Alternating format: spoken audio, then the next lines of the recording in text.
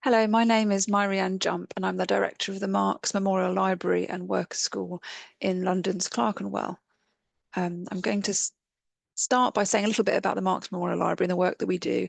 Then I'm going to move on and tell you a little bit about one of my favourite items in our collection here at the library, and pose some questions, I think, about what light it might shed on the question of social justice in the past that we can reflect on today.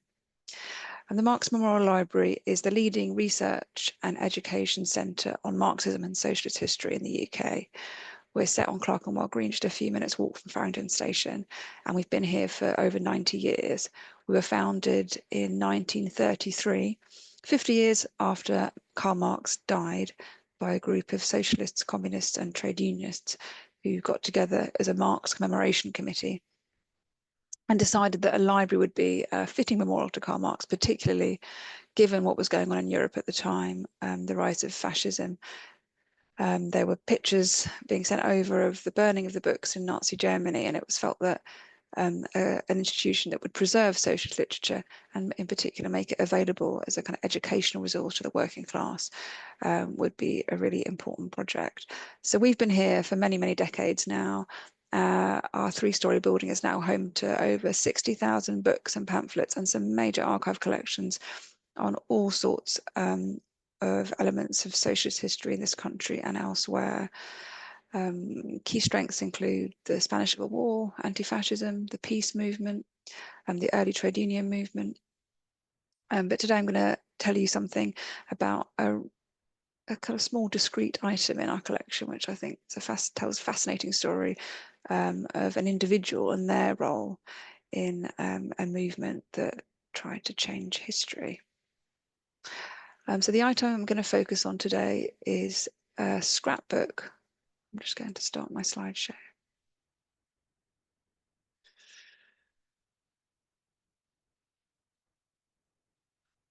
There we go. So this scrapbook belonged to Annie Mills, who you can just see pictured on the right-hand side.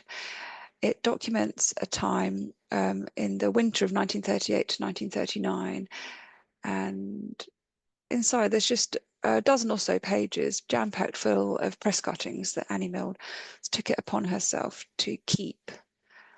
She was very active in the National Unemployed Workers Movement and the Stepney Tenants Union as well.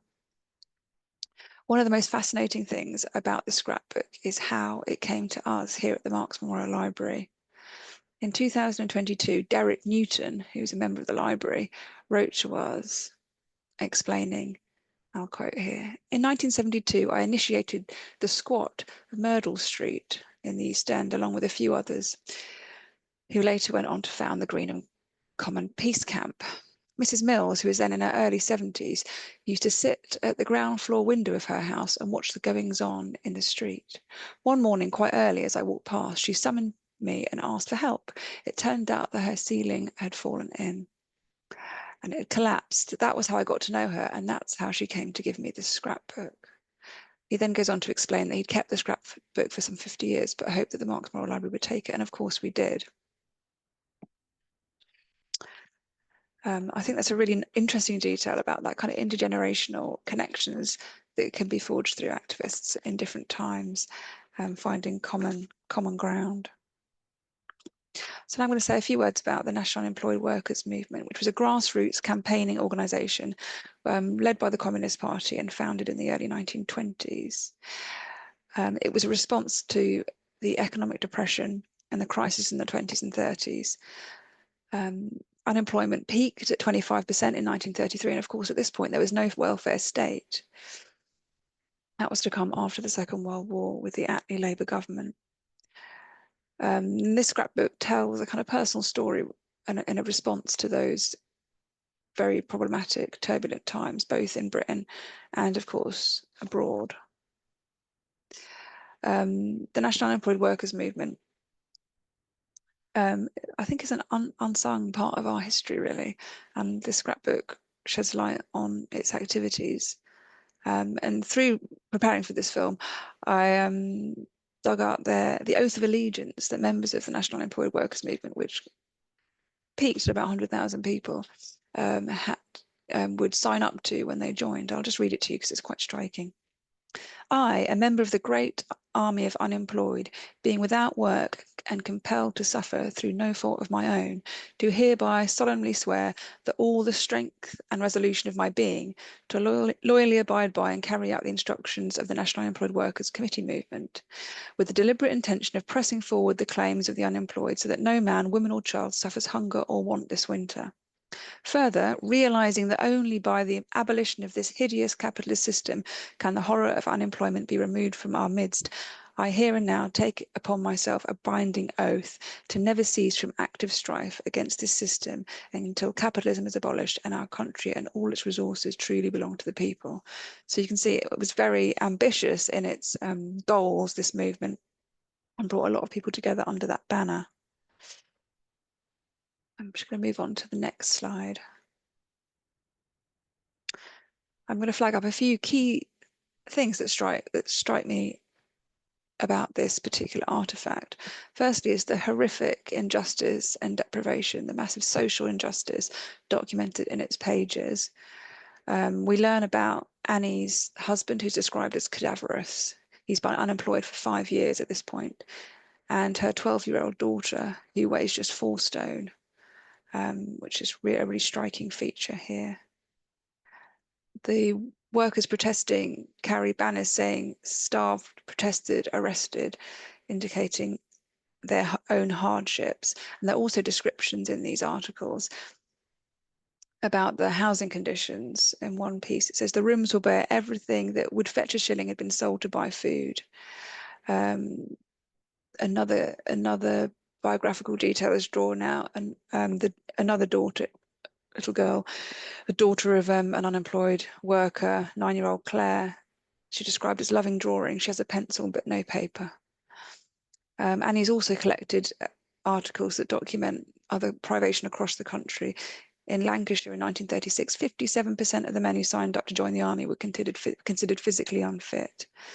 So Annie's collected this information, highlighting a horrifying level of inequality, poverty, and deprivation that people were experiencing, responding to. The next thing that's really striking, I think, about this document is the phenomenally creative and bold ways in which the National Unemployed Workers Movement and Annie herself, as part of their grouping, the methods of direct action and protest that they undertook. Here we can see there's examples of a lie down in Oxford Circus. And they was chanting, "We want work, we want bread." So it's 50 men and 3 women, including Annie. They put banners and slogans across key monuments, like monument here you can see here. And they also have this coffin that they march around taking to Downing Street and other key monuments. Inscribed on it, "He didn't get winter relief." 300 marched up the Strand and on Clerkenwell Green here, just around the corner. They also took this coffin to see Chamberlain off to Rome in January 1939 with the slogan, "Appease the unemployed, not Mussolini," which I think is a fascinating tie to the international situation at the time, finding common ground with workers all over the world. So they clearly aimed to bring attention to their plight in these very striking ways. People were literally losing their lives, and they're delivering a postcard here too.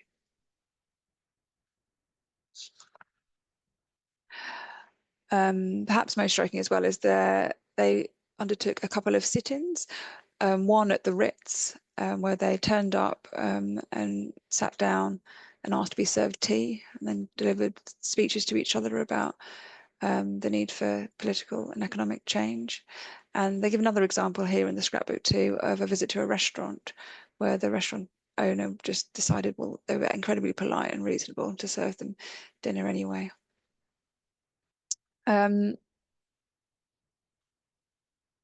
Two other elements that I just want to flag up is you can see here the international feel of the whole project, of Annie's documenting of the hardships at home. She repeatedly links it in the way that she's recorded this stuff to the international situation. This article here on the left, Workless stand for refugees, I think is fascinating and has kind of current resonance, where the piece explains that the far right had been leafleting saying that the government should feed our unemployed and not asylum seekers from fascist states and or refugees from fascist states. And the National Unemployed Workers Movement responded by saying, no, feed us all. Their cause is our cause as well. And you can see here on the right-hand side, there's lots of articles about the international situation that Annie keeps to. On various of the demonstrations, people are heard shouting "Arms for Spain," and one of the leaders of the National Unemployed Workers Movement, Donald Renton, had just returned from volunteering in the international brigades in the Spanish Civil War, which sought to defend Spain's democratically elected government against a fascist coup. So there's all these international ties, which I think can teach us important lessons today as well. Final thing to flag is the way in which the state responded to this, and just a few examples here. Many of them were arrested. Annie is described as having her clothes pulled off by police at a New Year's Eve demonstration. The coffin is charged at. There's various pictures throughout the scrapbook of tussles, putting it mildly, with the police. So these people were being criminalised at the time. So we have this fascinating case study of a woman who played a key role in this collective movement against injustice in the 30s. You can find her voice in the press cutting she's interviewed for various newspapers, and you'd very much get a feel for a woman, a strong woman who is desperate and acting in the interests of her class. It was a collective endeavour. So what can we learn from something like this today? Well, the Marx Memorial Library, as I said, is all, our work is all about looking at history and understanding its relevance today and learning from it. I'm going to flag two bits of work we've done recently, which I hope will generate a little bit of discussion. The first on the left, we undertook a funded co-curated exhibition with our local community centre. We brought in individuals who'd never been to the Marx Library before and asked them to look at our collections and pick out something that spoke to them. And John, who's pictured on the right here in the glasses, pointing, picked at this scrapbook an animal story. And for him, what struck him was the description of the hardships, the social injustice, but also about class and his own experience of class. He said, I got to think about my own experience of class. I was brought up in South London, council estate. My dad was a milkman. I went to grammar school, was top of the class, and I left school and got a job in a supermarket. He said, I was happy there. I liked the people with other working class people. There was a good atmosphere and it felt like home. But later on, he went up to work in local government, got a degree. I had a feeling all the way through I didn't quite belong. Unlike at the supermarket, I didn't fit in and I wasn't good enough. And he likes this example of the sitting at the Ritz because it's subverting those class norms. It's working class people saying, people don't think we belong here, but here we are. That assertion spoke to him. At the Marx Library as well, we're looking into doing much more kind of outreach and engagement work where we ask people to respond creatively to these stories. So in a few weeks' time, we're going to be at the London Museum doing a placard making session using Animal Scrapbook as a kind of prompt. So this is from another project, but what we hope is that people will engage with themes that resonate today, which I think, it's just oozing with relevance with the current rise in the use of food banks, increase in child poverty. We're experiencing today the cost of living crisis and the outrage at international affairs as well.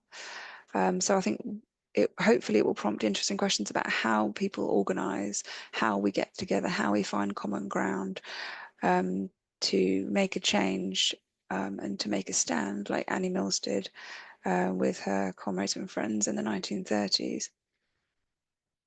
I think it also raises questions, as I said, about the barriers individuals and collectives face when fighting for change. And I think that looking back at histories like this can give people resolve and resilience and a bit of perspective as well. When I was thinking about what case study to feature in a film like this about social justice, I did grapple with the idea that sometimes it's difficult to find evidence of action to make change in our archives and a direct line to legal change, for example, because I know that's the focus of this larger project. I think that's interesting because often when we have volunteers or researchers coming to the library and looking through our archives of past struggles, they have one of two reactions: either, oh gosh, how wonderful, what an inspiring place to be, where it's full of evidence of people um, who was so resilient and strong and strove for change and banded together and saw common cause. And the other reaction is, oh gosh, nothing's changed. Why we're still having these same battles? And I think both of those things can be true at the same time. We often have to fight the same battles and defend the same rights over and over again, generation by generation, and that the progress isn't necessarily linear. It's often difficult to untangle cause and effect. Undoubtedly, though, in the case of Annie Mills, the National Unemployed Workers Movement, which was made up, as I said, of around 100,000 kind of Annie Millses who felt motivated by their conditions, it gave people voice, dignity. It had kind of tangible impacts in preventing evictions and stopping further cuts. And perhaps most powerfully, it fostered a social movement that's kind of more difficult to kind of quantify, and bringing together working class communities at a time of great hardship and a turbulent time internationally as well.